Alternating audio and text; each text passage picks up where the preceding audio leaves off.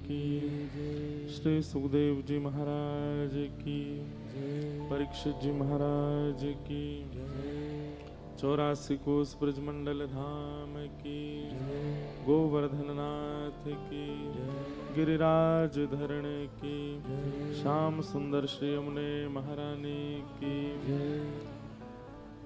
श्री जगन्नाथ महाप्रभु की, नीलाचल धाम की, बलभद्र सुभद्रा मैया की, नील चक्र की, सुदर्शन जी महाराज की, गोपीनाथ भगवान की, विमला देवी की, लक्ष्मी मैया की, साक्षी गोपाल की, महोदधि समुद्र नारायण भगवान की, जय जय श्री राम, जय जय श्री राम, जय जय श्री राधे। द्वारिकाधीश की, प्यारे दुलारे गिरधर लाल की,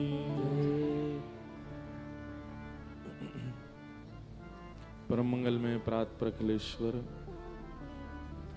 अकारण करुणा वरुणालय भक्तवांछा कल्पतरु, तड़िद्वत विनिंदित पीतांबरधारी श्री बालकृष्ण लाल की, वांगमयी शब्दमयी प्रतिमूर्ति हम आप सबके मध्य में विराजमान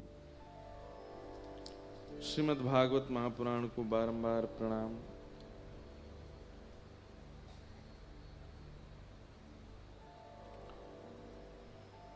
महाप्रभु जगन्नाथ जी की परम कृपा से हम आप सब लोग राउल केला में विगत 7 दिनों से भागवत भागीरथी में अवगाहन कर रहे थे। ये हमारा परम सौभाग्य। और जगह तो वैष्णव जन बैठकर के सत्संग करते हैं, पर इस कथा का ये सौभाग्य रहा कि यहाँ ठाकुर जी के सहित सबने सत्संग किया। महाप्रभु जगन्नाथ जी पूर्ण 7 दिनों तक यहाँ विराजे और रोज अपने साल भर के श्रृंगारों में हमें दर्शन कराए। अद्भुत छटा ठाकुर जी की, अद्भुत दर्शन महाप्रभु जगन्नाथ जी का रोज हो रहा था। यहाँ मंच पर विराजमान महाप्रभु जगन्नाथ जी, सुभद्रा जी, बलभद्र जी, सुदर्शन जी एवं समस्त विप्रवृंद, समस्त गंधर्वजन और आप सभी राउल केला निवासी वैष्णव भक्त वृंद, सबको जय श्री कृष्ण, जय सिया राम, जय सिया राम, जय श्रीमन नारायण, जय श्रीमन नारायण, जय जय श्री राधे, जय जय श्री राम, जय जगन्नाथ, जय जगन्नाथ। महाप्रभु जगन्नाथ जी की परम कृपा हुई। अब आज यहाँ कथा विश्राम करेंगे और उसके बाद सितंबर में फिर उड़ीसा आएंगे महाप्रभु जगन्नाथ जी को कथा सुनाने के लिए। 7 दिन तक भागवत की कथा का प्रवाह। किसी को तिथि याद है? अभी को याद होगी, वो चले गए। 12 या 13 शायद सितंबर से है जगन्नाथपुरी में। अब आप लोग ऐसा समझ सकते हैं कि महाप्रभु जी राउल केला आए और आप सबको निमंत्रण दे रहे हैं कि अब सितंबर में आप सब पुरी आओ, और वहां पुरी में कुछ तो अद्भुत करेंगे। अब बिना ऊधम किए तो हमारे लाला रहते नहीं हैं, तो कथा भी होगी और महाप्रभु जगन्नाथ जी के कुछ ना कुछ उत्सव, कुछ ना कुछ संकीर्तन, कुछ ना कुछ ऐसा कुछ योजना रखेंगे। सुबह के सत्र में कथा हो जाया करेगी और शाम को जो जो लोग वहाँ उपस्थित होंगे सबके साथ कभी समुद्र तट पर आनंद करेंगे, कभी लीलाचल दर्शन करने जाएंगे, आदि आदि जो जैसी योजना महाप्रभु बनाएंगे। और रात में फिर कुछ संकीर्तन और ठाकुर जी के उत्सव के मनोरथ होंगे। जगन्नाथपुरी में ऐसा आनंद होगा। आप सब लोग राउल केला वासी भी वहाँ सादर आमंत्रित हैं। और फिर अगले वर्ष सितंबर में हम राउल केला फिर आएंगे आप सबके मध्य, फिर से कथा होगी। अगली बार स्थान थोड़ा और बड़ा हमने चुन लिया है ताकि आप सबको बैठने में और सुविधा हो। और लगभग लगता है कि सितंबर में आएंगे तो इतनी गर्मी नहीं होगी यहाँ पे, थोड़ा माहौल थोड़ा ठीक रहेगा। और फिर 2027 में फिर से हम सितंबर में ही आ रहे हैं। और अगले वर्ष की तो डेट क्या है, किसी को याद है? 22 सितंबर से 22 सितंबर अगले वर्ष की तिथि है और 7 सितंबर 2027 की तिथि है। और 2027 वाली कथा में तो राधाष्टमी से कथा प्रारंभ होगी। तो 2 वर्ष बाद श्री किशोरी जी के प्रादुर्भाव से कथा का प्रारंभ करेंगे। हमारे तो मन में भाव है कि 3 बार तो आप लोग भागवत सुन ही चुके हैं। अब कुछ हम अपने अनुसार नए नए विषय लेकर के उन पर कुछ चर्चा करेंगे सबके बीच में। तो ये आनंद है। और 27 में आने के बाद फिर कम से कम 3 साल गैप करेंगे हम, फिर राहुल केला 3 साल बाद ही आएंगे, 31 में आएंगे, 2031 में। क्योंकि देखो एक बात सुनिएगा आप लोग, रस बांटवे से रस घटे, ये ऐसा हमारे आचार्यों ने कहा है कि वियोग बहुत आवश्यक है। इतने सारे शहरों में कथा होती है, इतने सारे शहरों में लाल जी जाते हैं, पर सबको 2-2, 3-3 वर्ष का वियोग होता है लाल जी का। और जब वियोग होता है ना तो फिर उनकी इच्छा, उनकी भावना, वो सब बहुत तत्पर होती है। राहुल केला में हर वर्ष कथा होगी तो आप लोग आलसी हो जाओगे। पास में कहीं कथा होगी तो आ तो रहे हैं, अभी सितंबर में यहीं आ रहे हैं, वहां क्या जाए हम। अब जहां कथा नहीं होती बेचारे वो दौड़ दौड़ के आते हैं, ये महाराज जी 2 साल नहीं आएंगे, लाल जी के दर्शन नहीं होंगे, तो वहां चलो।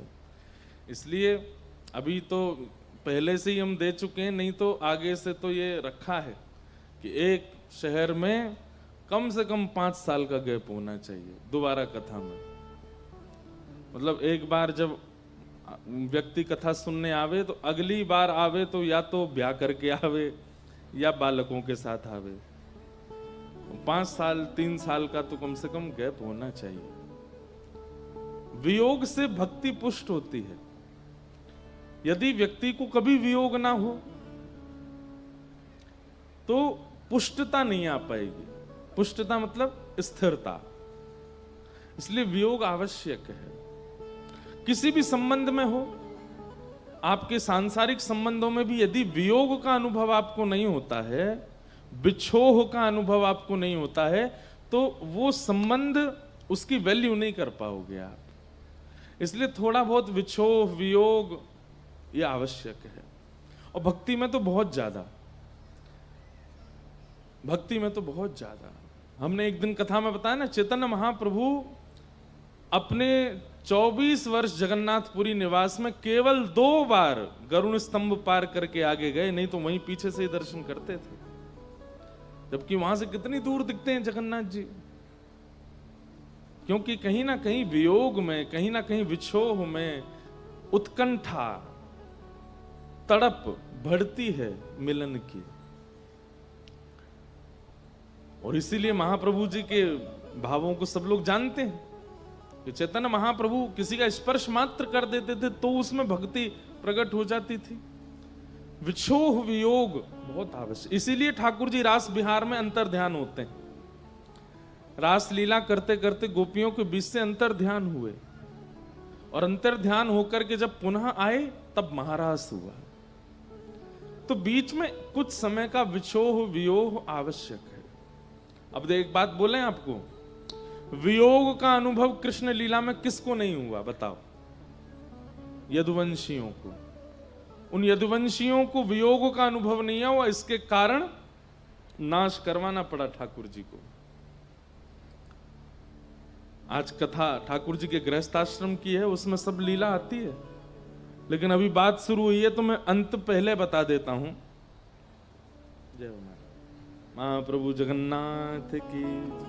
ये हमारे जगन्नाथ जी के श्रृंगारी महाप्रभु जगन्नाथ जी की ध्वजा सेवा में रहते हैं। महाप्रभु जी के खूब सुंदर सुंदर भाव प्रकट करते हैं। ऐसे आप पधारे, आपको बारंबार वंदन। खूब खूब नमन करते हैं। जय हो।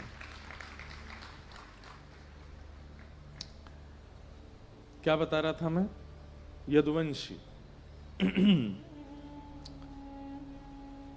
राम अवतार में क्या हुआ था? श्री रामावतार में, सब लोग इधर देखो, भगवान जब रावण से युद्ध करने जा रहे थे, अब आपको आश्चर्य नहीं होता, वानरों की सेना लेकर के गए। इतने बड़े बड़े राक्षसों से युद्ध करने के लिए ठाकुर जी वानरों की सेना लेकर के गए। जो रामावतार में हुआ वही कृष्णावतार में हुआ क्या कि जब राम रावण युद्ध के लिए वानर सेनाओं का चयन किया गया, तो श्री राम जी ने अपने जैसा बल समस्त वानरों को प्रदान कर दिया। मतलब भगवान में जो 6 भग होते हैं, 6 ऐश्वर्य होते हैं, और जिन शक्तियों से साक्षात भगवान नियुक्त होते हैं, उन सब भक्तियों का अंश वानरों को दिया ठाकुर जी ने, ताकि वे युद्ध कर सकें। नहीं तो रावण की सेना कोई सामान्य नहीं थी। जिनके नगर की रक्षा करने वाली द्वारपाल पे बैठी हुई, द्वार पर बैठी हुई लंकिनी इतनी खतरनाक थी। सोचो, द्वारपाल इतना खतरनाक है तो भीतर रहने वाले लोग कितने खतरनाक। उनसे वानर युद्ध कर रहे हैं। वानरों में इतनी शक्ति होती है? नहीं होती। राम जी ने अपनी शक्ति से युक्त किया वानरों को। इसीलिए हनुमान जी महाराज कहते हैं, तब प्रताप रघुनाथ। ये मेरा बल नहीं है, ये राम जी का बल है। लेकिन राम लीला में अद्भुतता ये हुई कि राम रावण युद्ध के बाद वानरों ने उन शक्तियों को वापस कर दिया, ठाकुर जी के चरणों में निवेदित कर दिया। बोले, नाथ, आवश्यकता के लिए आपने हमको योग्यता प्रदान की, अब वही योग्यता हम आपको वापस कर रहे हैं, ये शक्ति हमारी नहीं है। ठीक वैसे ही भगवान ने यदुवंशियों को अपनी शक्ति प्रदान की। जैसे भगवान श्री कृष्ण हैं चतुर्भुज रूपधारी, वैसे ही सब यदुवंशी हैं। भगवान के दूर के रिश्तेदार यदुवंशी जहां जहां तक हैं, सब भगवान के समान हो गए थे पृथ्वी के भार को हल्का करने के लिए। लेकिन पृथ्वी का भार हल्का हो गया, उसके बाद यदुवंशियों ने शक्ति वापस नहीं की ठाकुर जी को, बल्कि अभिमान करने लगे। किसी के घर में ब्याह है तो वो कहते, अरे भैया द्वारिकाधीश कृष्ण को निमंत्रण करना है, तो यदुवंशी क्या कहते, उनको क्या बुलाओगे, हम आ जाते हैं। ये देखो, हमारे पास भी सुदर्शन चक्र है, हमारे पास भी चतुर्भुज हैं, हम भी नील मणि जैसे हैं। कहने का अभिप्राय, शक्ति प्रदान प्रभु ने सतयुग में, त्रेता में भी की है, लेकिन त्रेता के वानरों ने शक्ति को वापस किया। शक्ति प्रदान द्वापर में भी की है, लेकिन यदुवंशियों को उसका अभिमान हो गया, इसलिए भगवान को नाश करवाना पड़ा। विचार कीजिएगा इस विषय पर।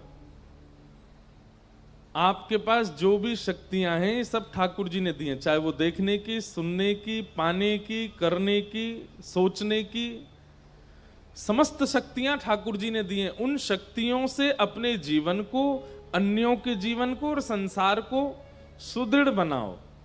लेकिन जैसे सुदृढ़ होता दिखे, उन शक्तियों को धीरे धीरे ठाकुर जी को निवेदित करते रहो। नाथ, इसकी आवश्यकता अब मुझे नहीं है, ये परिपूर्ण है। क्योंकि कहीं ना कहीं ठाकुर जी के द्वारा दिए गए बल का जब आप अतिभोग करते हैं, तो यदुवंशियों के साथ जो हुआ वो हमारे साथ भी होगा, नाश। मुझ में बोलने की शक्ति है, आप में कुछ करने की शक्ति है, कुछ किसी में कुछ सोचने की शक्ति है, किसी पर धन की शक्ति है, किसी में शारीरिक बल की शक्ति है। उसका एक समय तक उपभोग करने के बाद फिर श्री जगन्नाथ महाप्रभु को निवेदित कर देना चाहिए। हे महाप्रभु जी, अब इसका अधिकार आपका है, हमारा जीवन यापन हो चुका, अब हमें इसकी आवश्यकता नहीं है। तब ठाकुर जी आनंदित होते हैं, बोले देखो ये अच्छा है। इसलिए हनुमान जी ठाकुर जी के परम सखा हैं, हनुमान जी ठाकुर जी के परम शिष्य हैं। क्यों? क्योंकि बल होते हुए भी उस बल का कभी अतिक्रमण नहीं किया अपने जीवन में।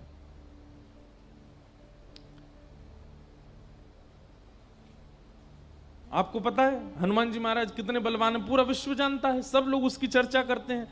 लेकिन हनुमान जी महाराज अपने बल को सदा छिपा करके रखते हैं, अपने बल को प्रकट नहीं करते।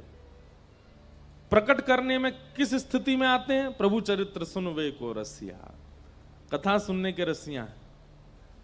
हनुमान जी अति बलवान हैं, अति बुद्धिमान हैं, सर्वगुण संपन्न हैं, लेकिन ठाकुर जी की भक्ति से सारे गुणों को दबा के रखते हैं, उनको प्रकट नहीं होने देते। कई बार ऐसा होता है कि आप लोग जब ज्ञानी हो जाते हैं ना, या हम लोग ज्ञानी हो जाते हैं, तो हम अपने चाल चलन में भी ज्ञान को छलकाते रहते हैं। ज्ञानी व्यक्ति चल करके आता है तो उसके आव भाव, बैठना उठना, उसके रूप स्वरूप से पता चल जाता है कि ज्ञानी है। कोई व्यक्ति धनवान हो जाता है तो वो अपने कपड़ों को ही ऐसे पहनने लगता है कि सामने वाले को पता लगे कि मैं धनवान हूं।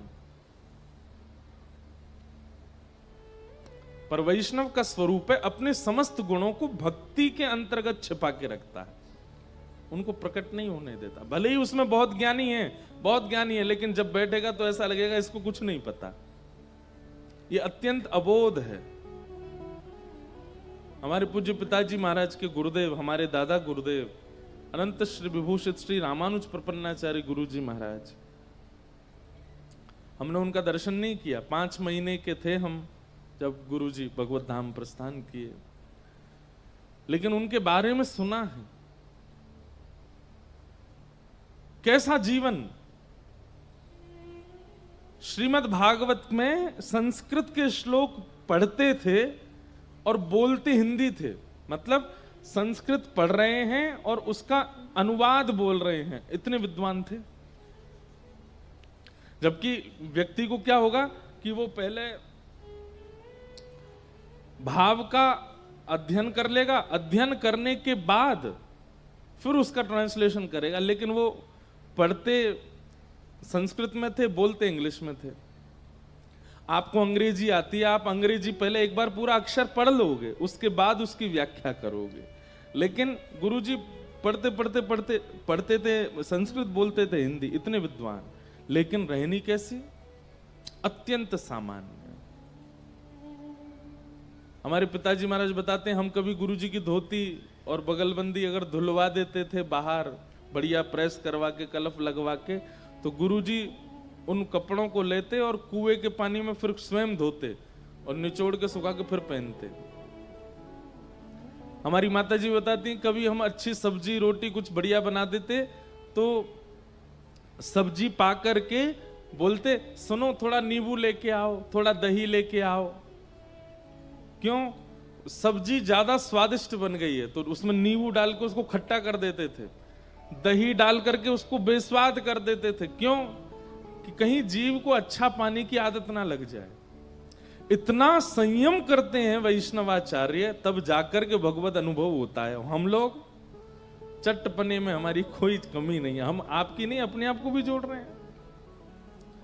पहनने ओढ़ने में कहीं तक हम लोग कोई देहाभिमान शून्य ही नहीं होते कभी भी, और फिर हम ठाकुर जी को भजना चाहते हैं। आप कहेंगे महाराज जी क्या भोजन करने वाले, अच्छे पहनने वाले को ठाकुर जी नहीं मिलते? बात वो नहीं है। वैष्णव का स्वरूप ऐसा होता है कि वो स्वयं अच्छा ना खाए, ठाकुर जी को खिलाएगा, स्वयं अच्छा बन के ना रहे, ठाकुर जी को बनाएगा। स्वयं का श्रृंगार ना हो, लेकिन ठाकुर जी का होना चाहिए। वो श्रृंगार में मतलब जो जो संसार के व्यवहार अपने लिए विचार करते हैं, वो सब ठाकुर जी के लिए विचार करता है, अपने लिए नहीं।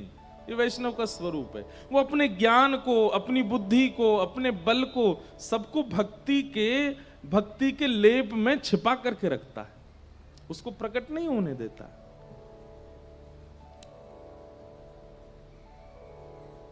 जैसे श्री हनुमान जी, अरे लंका जाने के लिए किसी को याद दिलाना पड़ रहा है हनुमान जी को कि तुम में बल है।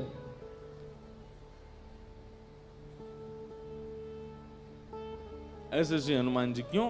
भक्ति में रमे रहते हैं, भक्ति में ओतप्रोत हैं। तो महाप्रभु जगन्नाथ जी की बड़ी कृपा है। कि आप सब राउरकेला वासियों को ये कथा का अनुभव होता रहता है, पर वियोग आवश्यक है। तो अभी तो 2 साल वियोग नहीं है आपके पास, खूब कथा हो रही हैं, लेकिन फिर उसके बाद थोड़ा वियोग करना पड़ेगा। आइए आज के प्रसंग में प्रवेश करें। रुक्मणी जी के साथ ठाकुर जी का विवाह हुआ।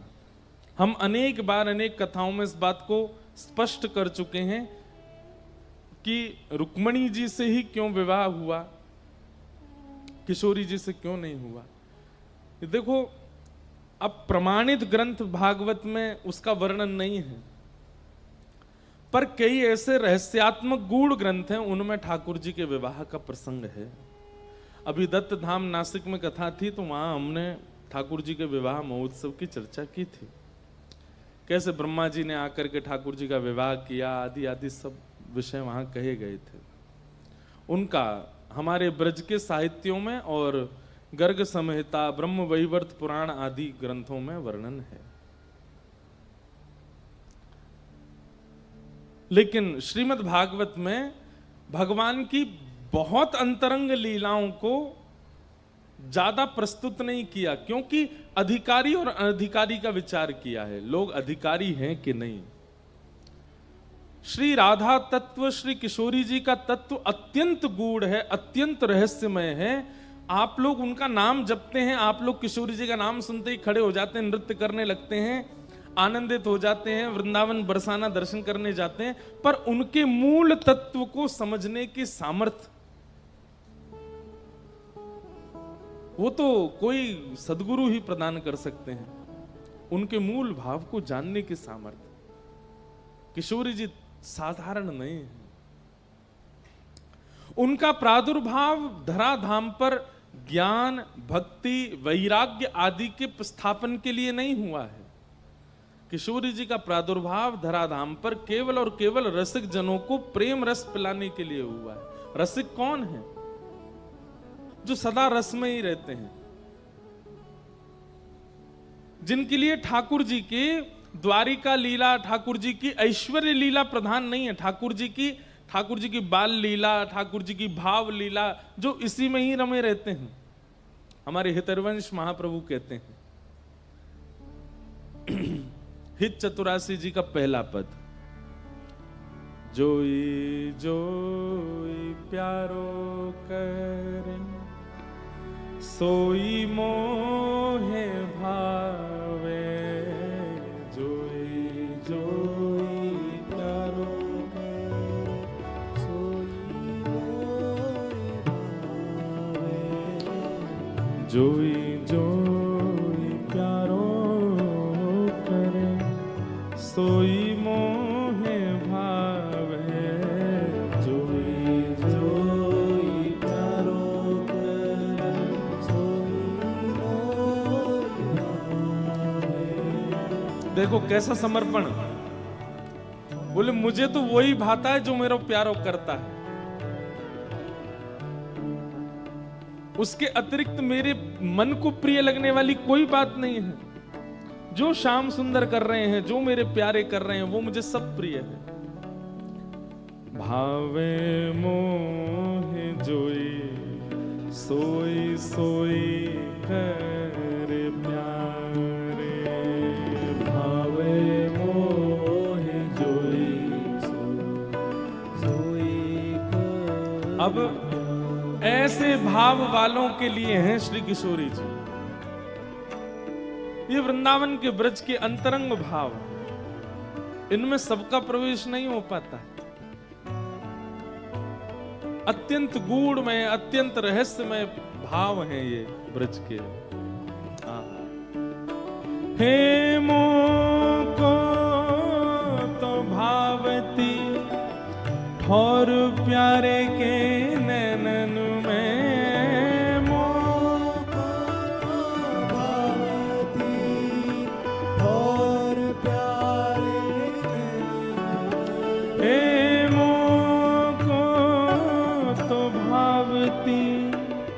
और प्यारे के नैनन में मोको तो भावती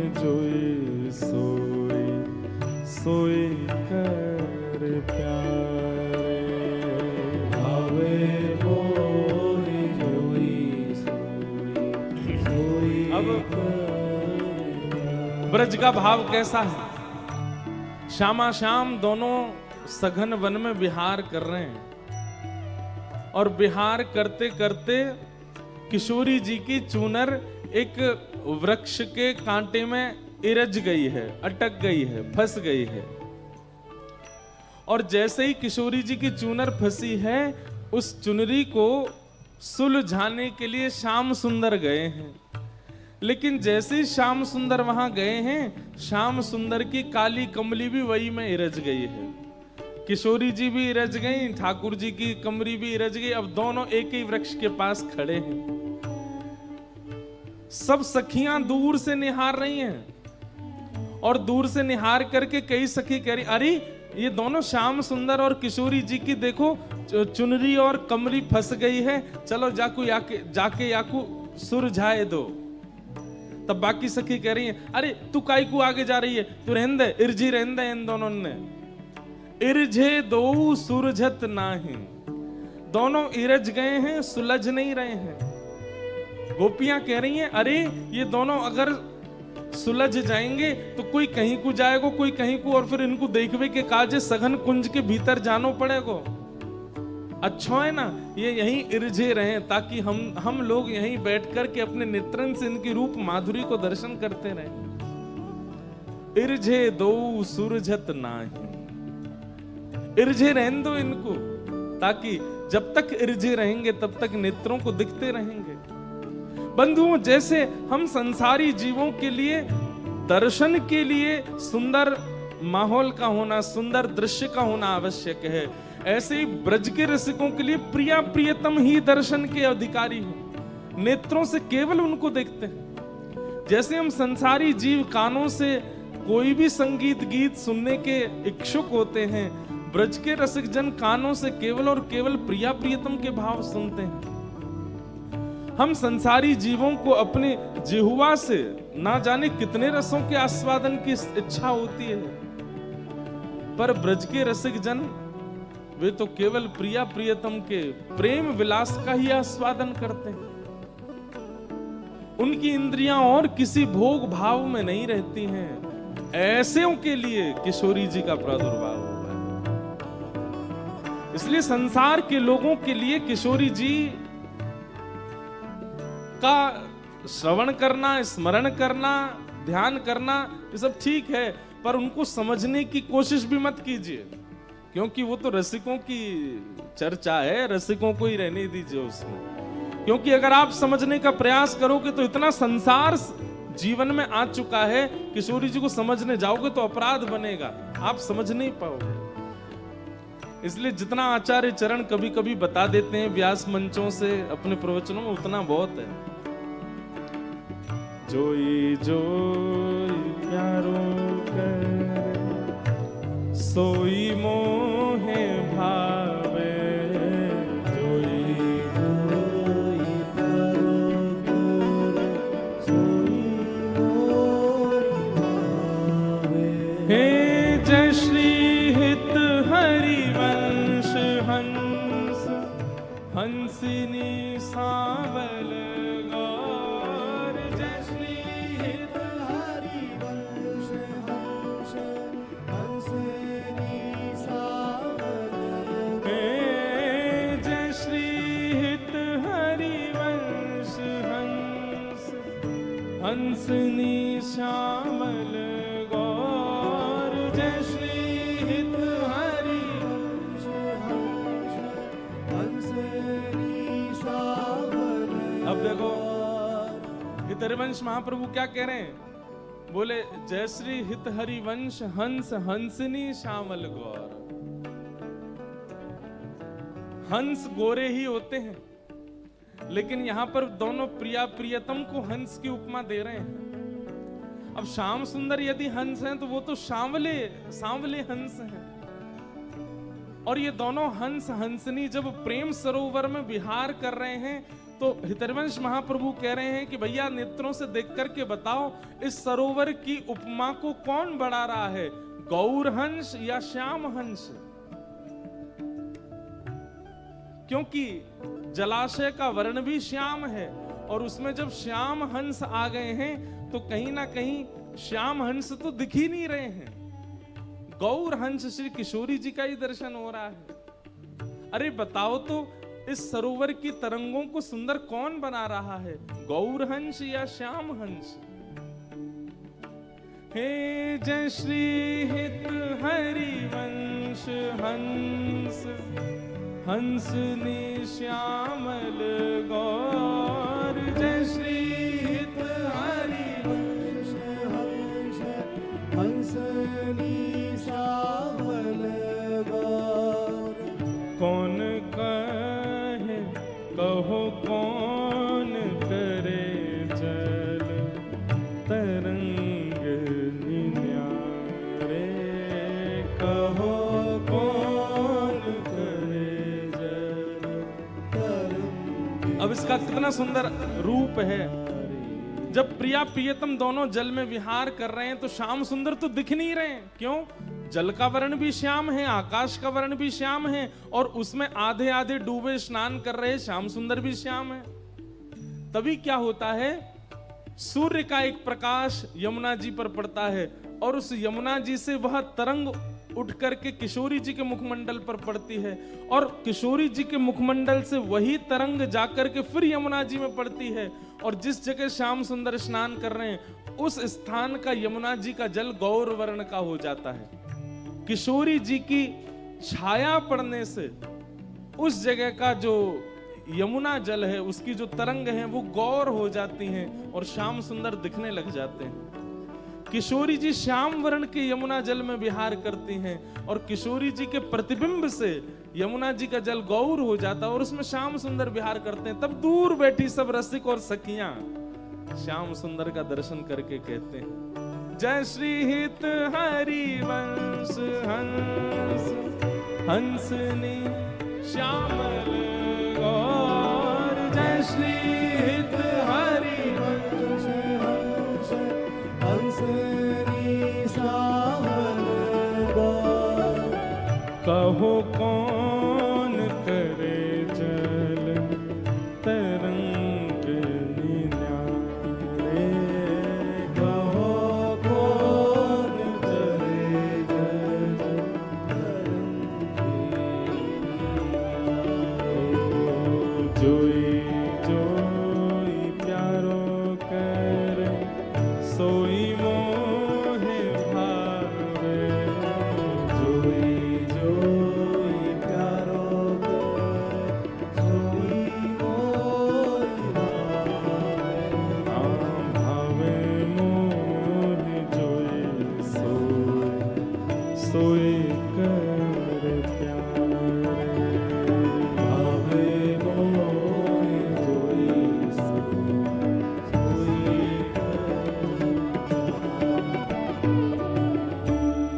वृंदावन ब्रज भाव बिल्कुल अलग है, सबको समझ नहीं आ सकता। अब यहां तो हम लोग देखो ज्ञान वैराग्य की चर्चा करते हैं, वृंदावन वाले क्या चर्चा करते हैं पता है? वृंदावन वाले कहते हैं, बोले ठाकुर जी किशोरी जी से पूर्णिमा पर मिलते हैं। आज हम क्यों बोल रहे हैं हमें ही नहीं पता, क्यों वृंदावन रस आ रहा है बार बार, सुन लो। अब वृंदावन के रसिकों की क्या उनकी सोच क्या है? ग्रंथों को पढ़े हुए हैं, बहुत ज्ञानी हैं, व्याकरण शास्त्र आता है, लेकिन उनके चिंतन में क्या चल रहा है? चिंतन में ये चलता है ठाकुर जी और किशोरी जी रोज मिलते हैं जी, रोज मिलते हैं, तो पूर्णिमा पर मिलते होंगे तो ठाकुर जी दिखते होंगे, लेकिन पूर्णिमा के बाद जैसी चंद्रमा घटने लग जाता होगा किशोरी जी को ठाकुर जी दिखते कैसे होंगे? और अमावस्या पर तो क्या ही करना पड़ता होगा किशोरी जी को। अमावस्या पे ठाकुर जी तो मिलते हैं अमावस्या को भी, अब अमावस्या को तो ठाकुर जी अंतर ध्यान हो जाते होंगे, किशोरी जी को कहनी पड़ती हो कि श्याम सुंदर ने हंसो, दांत दिखेंगे तो पता चलेगी तुम कहां हो। अब ये चिंतन है ब्रजवासियों का।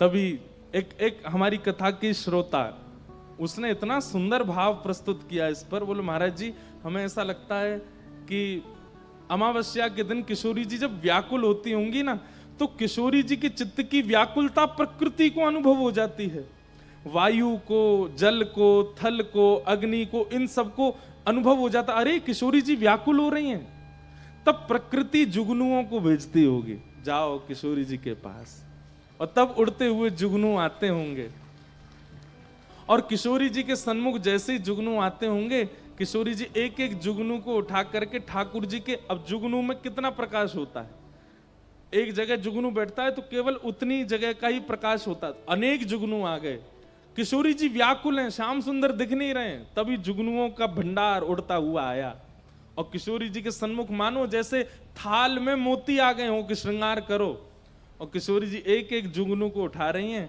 एक को कान पे बैठाया तो यहां से कान दिखने लगे, एक को मुकुट पर बैठाया तो यहां से मुकुट दिखने लगा, मोतियों के ऊपर सजाया तो मोती दिखने लगे, गाल पर भी दो दो बैठा दिए तो गाल भी दिखने लगे, यहाँ जो पत्रावली ठाकुर जी बनाते हैं उन पर भी एक एक ऐसे जुगनू आसपास छोड़ दिए, वो बैठ नहीं रहे हैं, वो आगे पीछे थोड़े ऐसे उड़ रहे हैं, ठाकुर जी का मुखमंडल दिखे, सर्वांगण श्री अंग पर जुगनुओं को विराजमान किया। आहा, त्रिभंग लली श्याम सुंदर जुगनू बिहारी बने हैं आज।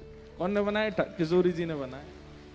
और जैसे ही श्याम सुंदर की इस छवि को देखा, अमावस्या के चंद्रमा ने विचार किया, धिक्कार है हमको कि हम आज अदृश्य हैं।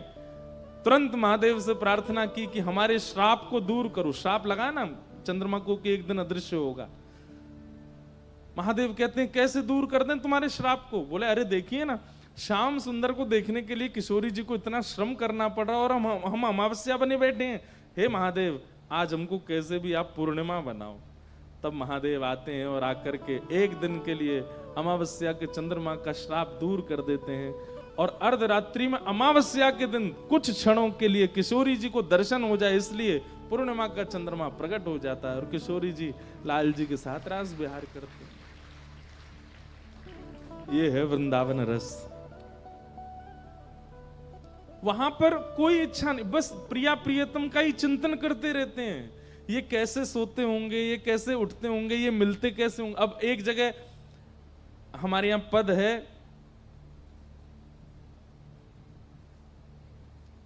किशोरी जी सखियों के साथ, ठाकुर जी सखाओं के साथ। अब भाई प्रेम में भले ही सबको पता है कि ये प्रेमी हैं, लेकिन फिर भी सबके सन्मुख तो संकोच ही होता है ना। आजकल के बच्चों को नहीं होता, वो बात अलग है। आजकल के बच्चों बिल्कुल संकोच नहीं करते। हमारी कहीं कथा थी तो दो आए दंपति, युवा ही थे, 25-26 साल के होंगे, तो प्रणाम किया। अब मेरे को संकोच में क्या कहूं, ये बहन भैया हैं कि पति पत्नी है, कौन है? मैंने कहा अच्छा, कहाँ से आए? महाराज जी यहीं से आए हैं, हम दोनों पढ़ते हैं साथ में। अब मैं मन में सोचूं, एक ही परिवार से भैया बहन छोड़ दिए हैं, हॉस्टल में हो सकता है हूँ मिलने। मैंने कहा अच्छा क्या पढ़ते हैं आप?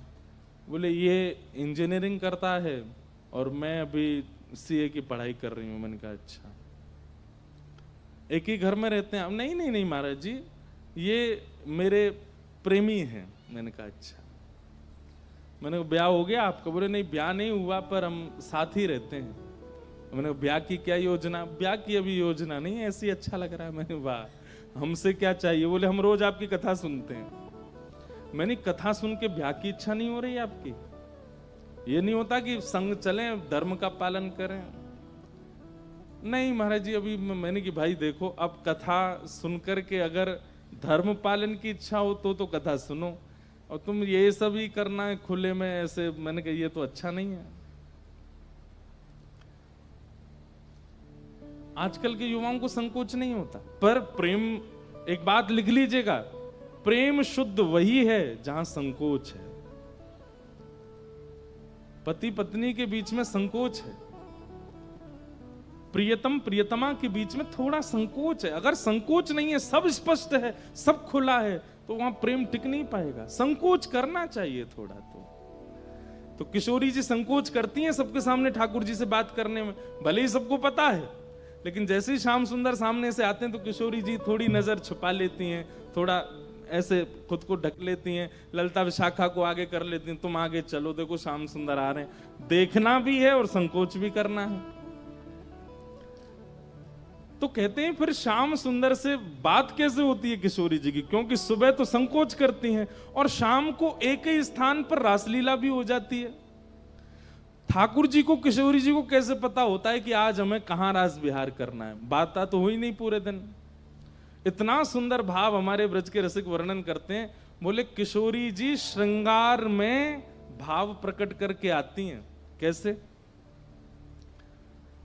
श्रृंगार करते समय विचार करती हैं कि आज श्याम सुंदर से कहां मिलें। बोले शाम को एक तालाब है जिसमें कमल खिले हैं, उसके तट पर मिलेंगे। तो आज किशोरी जी कैसे वर्ण के वस्त्र पहनती हैं? बोले नीले वर्ण के वस्त्र पहनती हैं। इससे ठाकुर जी को संकेत हो जाएगा ये तालाब या नदी का संकेत कर रही हैं। और उसी में कुछ गुलाबी गुलाबी जो आकृति बन जाती हैं, उससे ठाकुर जी को संकेत हो जाए, ओहो नदी पे नहीं मिलेंगी, नदी में कमल नहीं होते, कमल तो तालाब में होते हैं, तालाब पे मिलेंगी। ठाकुर जी दूर से किशोरी जी का श्रृंगार देख के यही अनुभव करते हैं, मिलेंगी कहां। अब ठाकुर जी विचार करते हैं कि भाई तालाब तो बहुत है और बहुत तालाबों में कमल है, कौन से वाले तालाब पर मिलेंगी, उसका संकेत कैसे हो।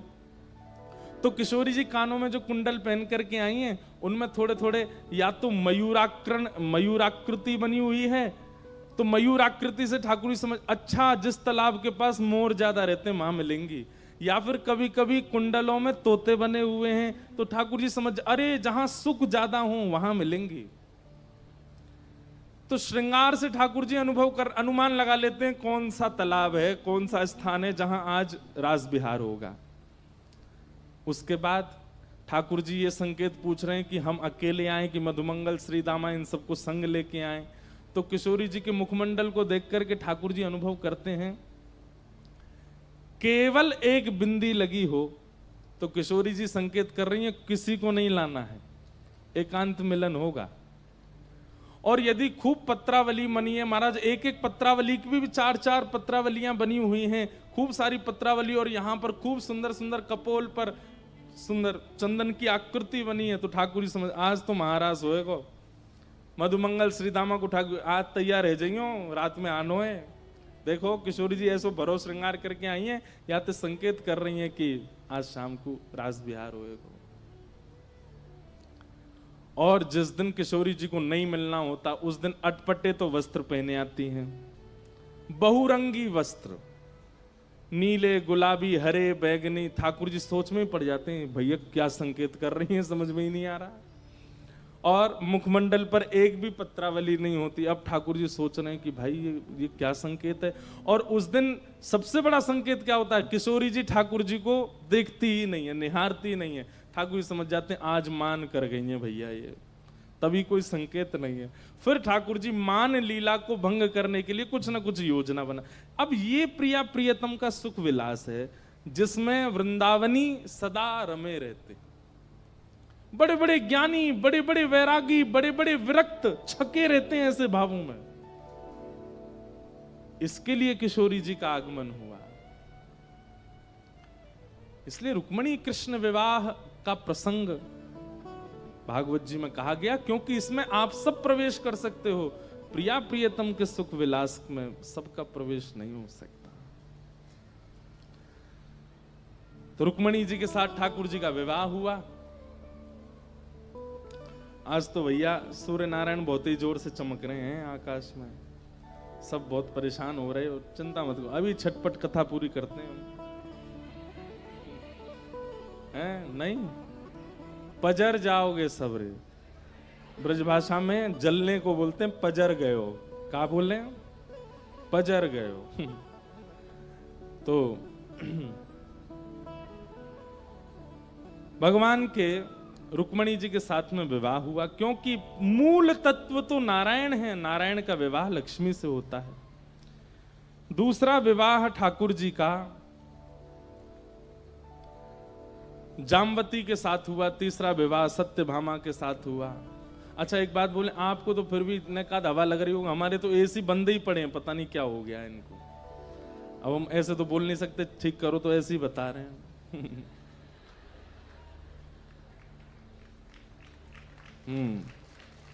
तो मुखिया को ही जब इतनी परेशानी होगी तो फिर बाकी के सब कैसे करेंगे। थोड़ा इधर घुमा दो,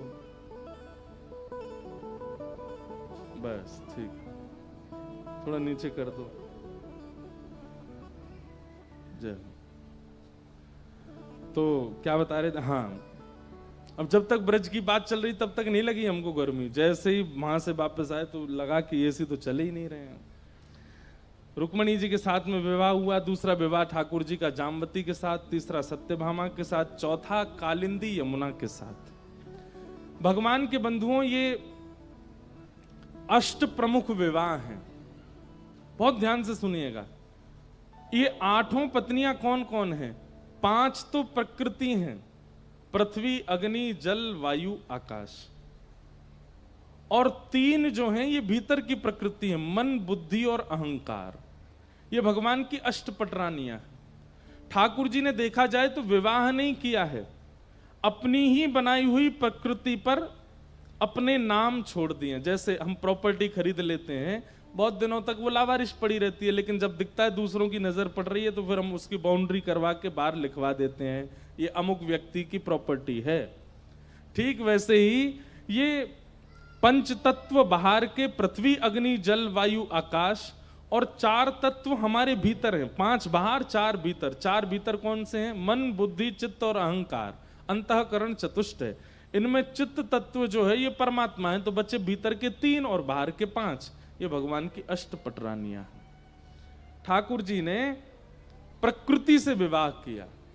रुक्मणी जी जो हैं ये अग्नि तत्व हैं, यमुना जी जो हैं ये जल तत्व हैं, कालिंदी। सत्यभामा जो हैं ये पृथ्वी तत्व हैं। इसीलिए भौमासुर नाम के राक्षस को मारने के लिए ठाकुर जी गए, जो कि पृथ्वी का ही बेटा है। तो जब भौमासुर का जन्म हुआ तो पृथ्वी ने कहा, नाथ मेरे पुत्र को कभी मत मारना, क्योंकि किसी ज्योतिषी ने कहा कि आप उसे मारोगे। तब भगवान बोले, जब तक तुम नहीं कहोगे तब तक नहीं मारेंगे। पृथ्वी ही भगवान की पत्नी सत्यभामा बनकर के आई, और जब भगवान भौमासुर को मारने के लिए गए तो सत्यभामा ने ही आज्ञा दी, बोले नाथ इसको मार दीजिए। तब भगवान बोले तुमसे ही आज्ञा चाहिए थी, और भगवान ने भौमासुर का वध किया। तो पृथ्वी तत्व कौन? सत्यभामा। इस प्रकार ये अष्ट प्रकृति भगवान की अष्टपटरानी। अब आती है बात 16,100 कौन है? तो वेद मंत्रों में, उपासना कांड में जो भगवत उपासना के 16,100 मंत्र हैं, आपके हाथ में पुष्प दिया गया, और पुष्प देकर के कहा गया वंशी धारण करने वाले परमात्मा का स्मरण करो। वंशी विभूषित करा नवनीर दाबात, पीतांबरा अरुण बिंब फला धरुष्ठात, पूर्णेन्दु सुंदर मुखा अरविंद नेत्रात, कृष्णात परम किमपि तत्त्वमहं न जाने। भगवान श्री कृष्ण का स्तवन करने के लिए जिस मंत्र का उच्चारण किया गया, ऐसे 16,100 मंत्र कृष्ण उपासना के, वे सब भगवान की पत्नी बन करके आए, और उनसे ठाकुर जी ने विवाह किया। तो देखा जाए तो किसी भी स्पष्ट जीव से ठाकुर जी ने ब्याह नहीं किया।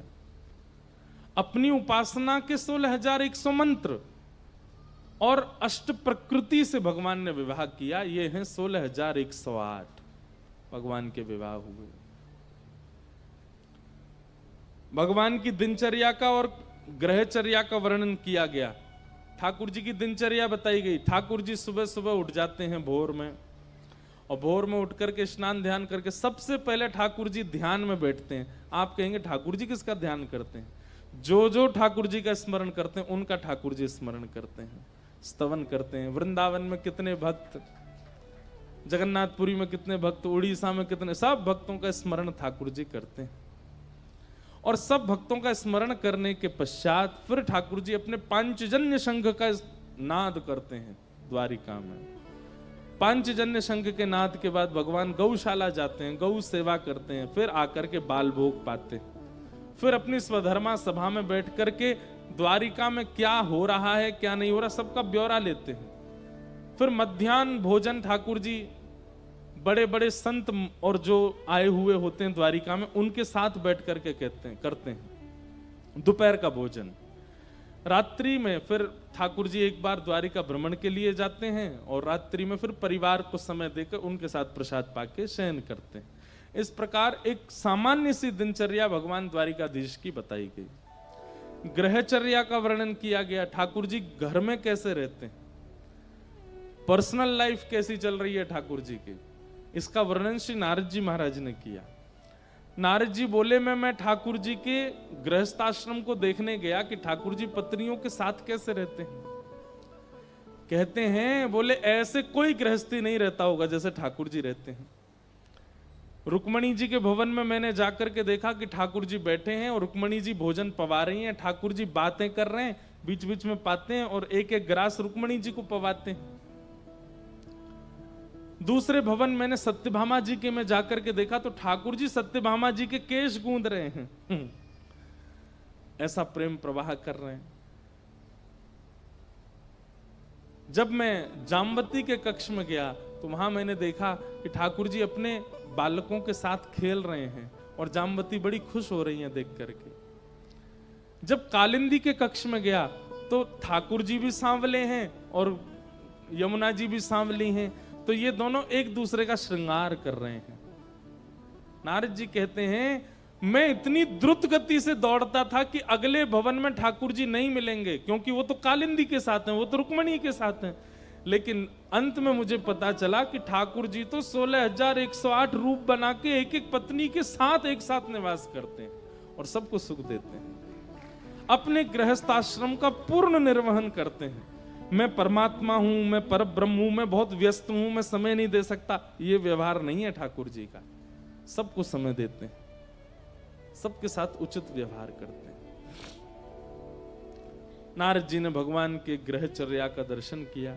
कहीं कहीं ठाकुर जी के कलह भी हो रहे हैं, वो भी नारद जी ने देखे। कैसे कलेश हो रहे हैं ठाकुर जी, जबरदस्ती लड़ रहे हैं ठाकुर जी। किससे लड़ रहे हैं?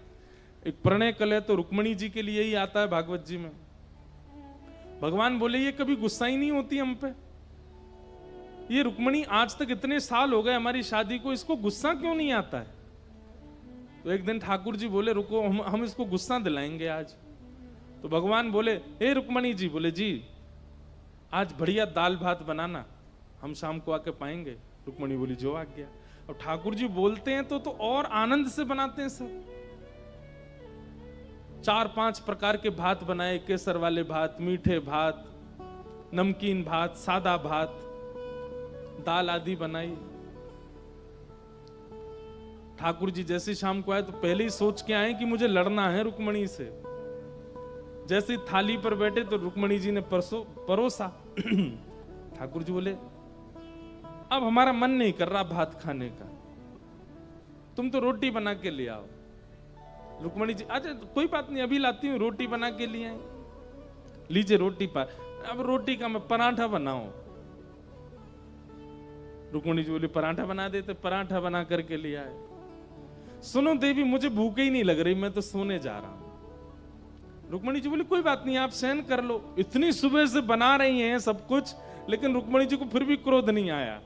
ठाकुर जी पौड़ गए, रुक्मणी जी चरण दबाने लगी। थोड़ा धीरे दबाओ ना, बहुत तेज दबा रही हो। रुक्मणी जी धीमे धीमे दबाने लगी। अब अभी भी तेज दबा रही हो, और धीमे दबाओ। रुक्मणी जी बिल्कुल स्पर्श कर रही हैं। अरे मेरे पांव में दर्द हो रहा है, थोड़ा धीरे दबाओ। रुक्मणी जी हाथ ऊपर करके अपनी छाया से दबा रही हैं। ठाकुर जी कह रहे हैं नहीं मानोगी तुम अभी। बोले मैं स्पर्श ही नहीं किया, आप क्यों नाटक कर रहे हो इतना? अब देवी मुझे तो भूख लग रही है, मैं तो पाऊंगा। बोले चलो पालो। अंत में ठाकुर जी ने हाथ पकड़ा, तुम क्रोध क्यों नहीं कर रही हो हम पे? हम तुमसे इतना लड़ने का प्रयास कर रहे हैं, ये करते हो, तुम लड़ती नहीं हो हमसे। रुक्मणी जी कहती हैं जिसको श्याम घन प्राप्त हुए हों, जिसको ऐसा अमूल्य रत्न प्राप्त हो गया हो, उसकी हर अवस्था स्वीकार है। अभी चतुरासी जी का पद है, जोई जोई प्यारो करे सोई मोहे भाव। ठाकुर जी को जब किसी से अत्यंत प्रेम होता है ना तो ऐसे ही परेशान करते हैं, और व्यक्ति परेशान हो जाता है ना तो ठाकुर जी कहते हैं फेल हो गया। लेकिन उनके अनेक प्रयास करने पर भी सामने वाला परेशान ना हो। जैसे राखो तैसे रहूं, आप जो करना चाहो कर लो, हम परेशान नहीं होंगे। ठाकुर जी को वही प्रिय होता है। अंत तो गत्वा रुक्मणी जी के इस प्रेम को ठाकुर जी ने स्वीकार किया। रुक्मणी जी ने कभी क्रोध नहीं किया ठाकुर जी पर। और एक पत्नी है भगवान की सत्यभामा, वो 365 दिन में एक बार प्रेम से बात करती हैं ठाकुर जी से, नहीं तो डांटती ही रहती हैं। ठाकुर जी बहुत डरते हैं सत्यभामा से, लेकिन ठाकुर जी कह रहे हैं भैया गृहस्थ आश्रम, जैसे एक पत्नी में जितने गुण होते हैं ना, भगवान की 16,000 पत्नियों में अलग अलग हैं। एक गुण रुक्मणी में, एक गुण सत्यभामा में, एक गुण जाम्बती में, एक गुण कालिंदी में। लेकिन ठाकुर जी कहते हैं सर्व गुण होने चाहिए गृहिणी में। उससे भय भी होना चाहिए, उसके प्रति प्रेम भी होना चाहिए, उसके प्रति सम्मान भी होना चाहिए, उसके प्रति आदर भी होना चाहिए, उसके प्रति दासत्व का भाव भी होना चाहिए, उसके प्रति प्रभुत्व का भाव भी होना चाहिए। सब भाव भगवान अपने गृहस्थाश्रम में जी रहे हैं, आनंद कर रहे हैं। तभी पांडवों ने राजसूय यज्ञ किया, भगवान को आमंत्रित किया। ठाकुर जी जरासंध के यहां गए, जरासंध को वध करवा करके भीम से 20,000 राजकुमारों को वहां बंदी थे, वहां से मुक्त करवा करके राजसूय यज्ञ में गए। और वहां जाकर के राजसूय यज्ञ में आने वाले लोगों के पादुका उठाने की सेवा ठाकुर जी ने की।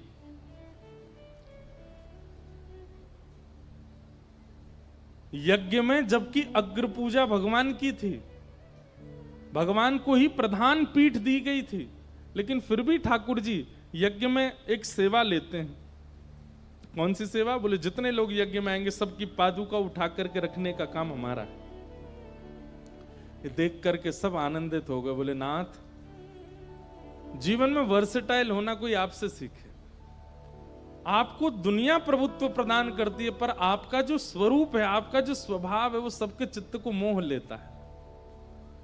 भगवान का विष्णु सहस्त्र नाम में एक नाम आता है मान देना।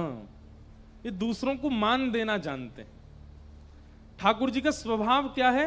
क्रेडिट्स दे देते हैं, करने के बाद भी सब कुछ आपको दे देंगे।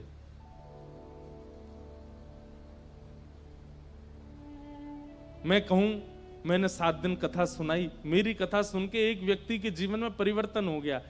जगन्नाथ जी मंद मंद मुस्काएंगे, हम बे तेरी कथा से ही हुआ है। अरे हमारी इच्छा नहीं होती तो तू बोल पाता, हमारी इच्छा नहीं होती तो तेरे जीव में स्वर आ पाता, हमारी इच्छा नहीं होती तो वो सुन पाता, हमारी इच्छा नहीं होती तो वो परिवर्तन कर पाता।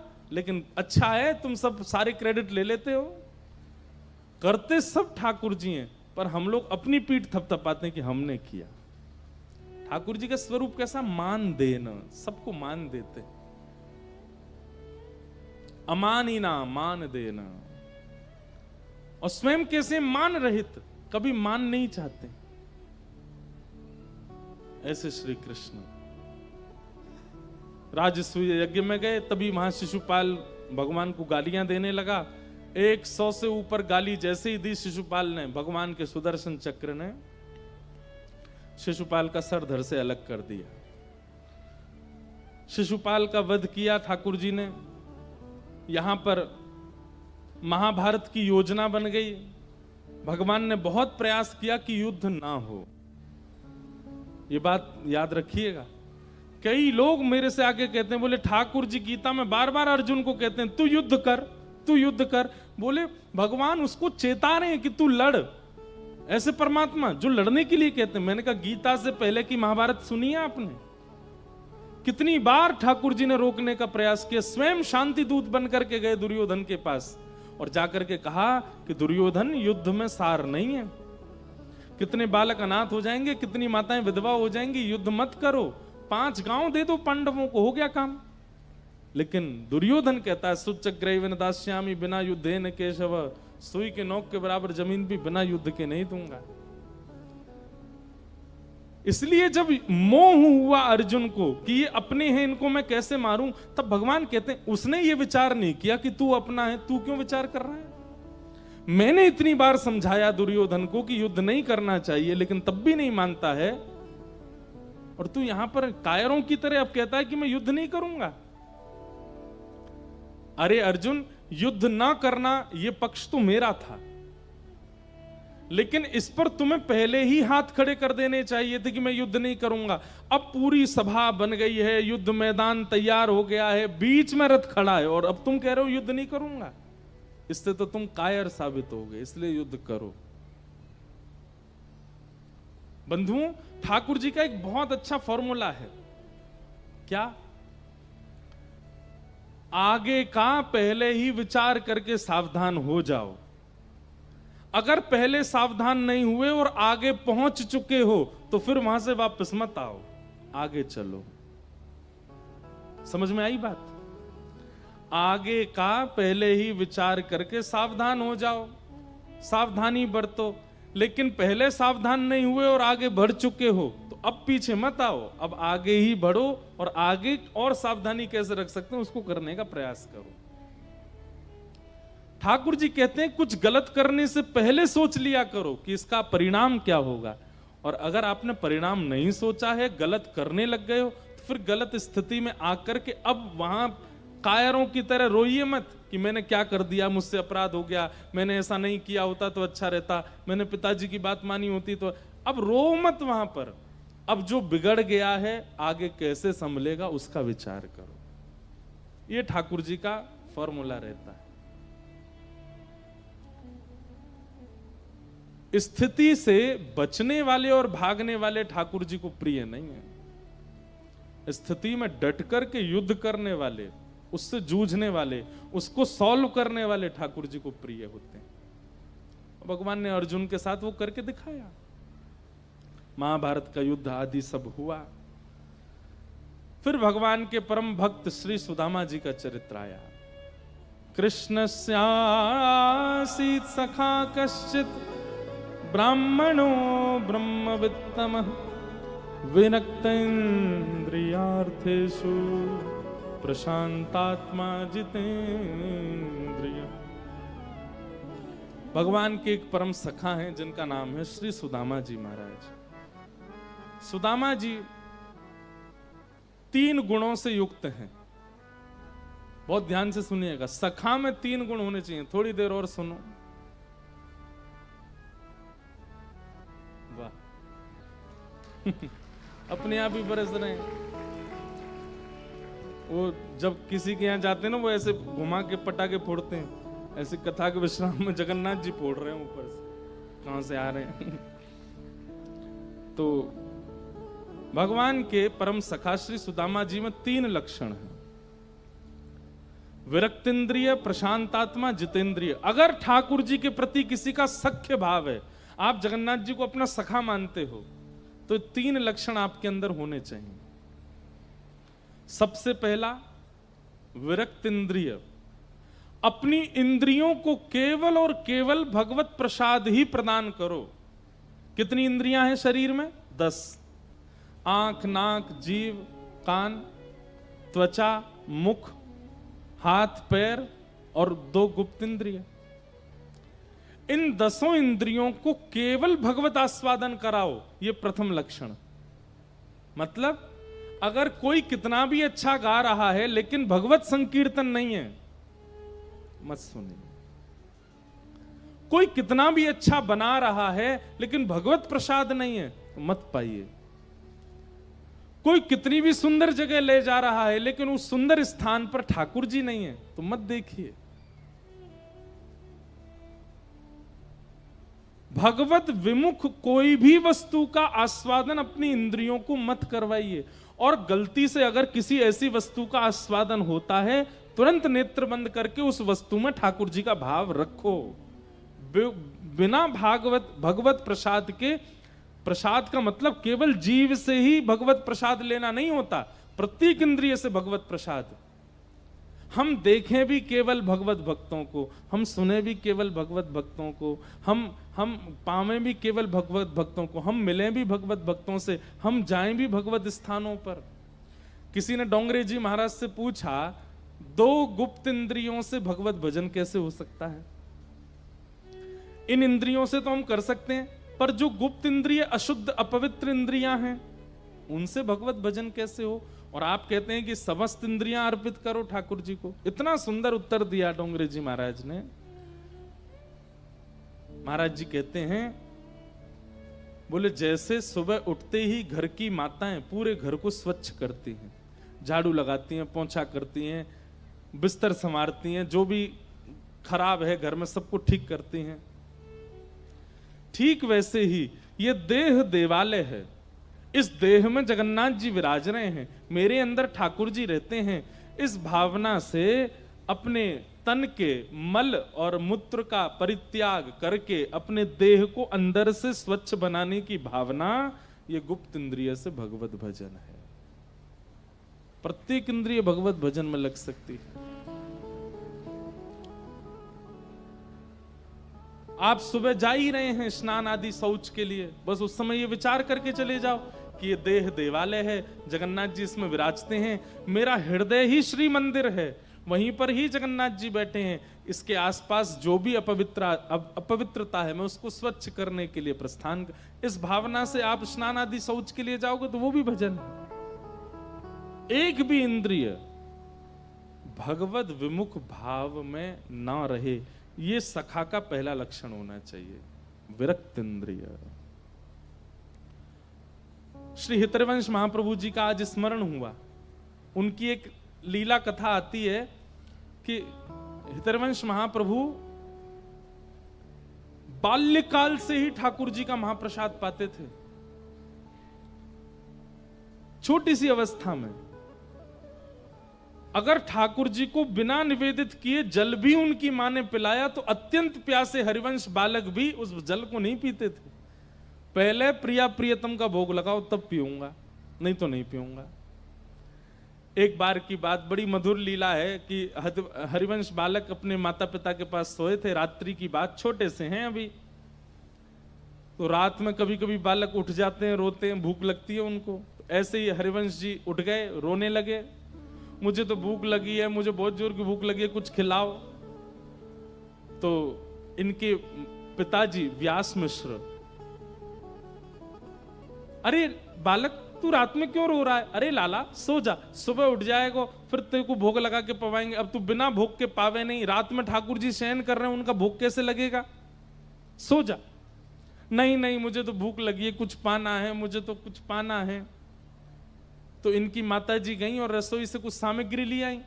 सामग्री लाई तो इन्होंने दूर कर दी, नहीं पहले भोग लगाओ। अब बोले ठाकुर जी को उठाएंगे रात को, रात के 12-1 बजे होंगे, उस समय घड़ी तो नहीं थी पर घनघोर रात्रि हो रही थी, और अब ठाकुर जी को उठा के कैसे भोग लगाएंगे?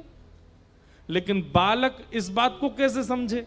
वो तो बाल हटे, रोवे सो रोवे, मुझे तो पाना है, मुझे तो पाना है, और भगवत प्रसाद ही पाना है।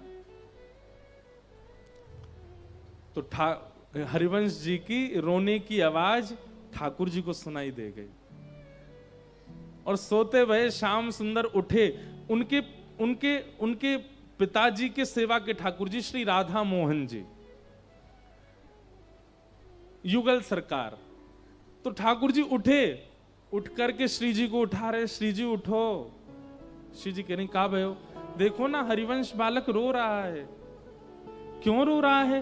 बोले ये इसको भूख लगी और ये हमारे प्रसाद के अलावा कुछ पाता नहीं, रात में कोई प्रसाद है नहीं। किशोरी जी बोली अब कहा करें? तो ठाकुर जी के बगल में बंटा भोग रखा था, ठाकुर जी ने बंटा भोग उठाया, खोल करके किशोरी जी को पवा में, स्वयं पा में, और दोनों अपने अपने अधर से छिवा करके थोड़ा थोड़ा वहां में छोड़ते जाएं। जैसे बादाम है, थोड़ा ठाकुर जी खावे, थोड़ा किशोरी जी खावे, फिर बचा हुआ छोड़ दें। फिर कुछ मखाने खावे स्वयं, किशोरी जी खावे में छोड़ दें में, मिश्री खावे किशोरी जी खावे में छोड़ दें में। मतलब अपना भोग लगा लगा करके बंटा भोग में छोड़ रहे हैं। किशोरी जी बोली उसको तो प्यास भी लगी, अब पानी। बोले जल्दी ते अपने पांव लटकाओ नीचे। तो बिस्तर के नीचे किशोरी जी ने पांव लटकाए, तो ठाकुर जी झारी जी लेके किशोरी जी के चरण धोने लगे, और फिर अपने पांव लटका के अपने चरण भी धोए, और धो करके एक पात्र में ले लिए, और बंटा भोग और पात्र दोनों पर्दा के बाहर पधरा दिए ठाकुर जी ने। छोटे से ठाकुर जी हैं। अब किशोरी जी बोली अब इनको कैसे पता चले कि हमने भोग लगा दिया है? पास में घंटी रखी थी, ठाकुर जी ने घंटी बाहर फेंक दी, गिरी। अब जैसी घंटी गिरी तो व्यास मिश्र जी बोले अरे मंदिर से घंटी की आवाज आई, देखियो कोई चूहा तो नहीं।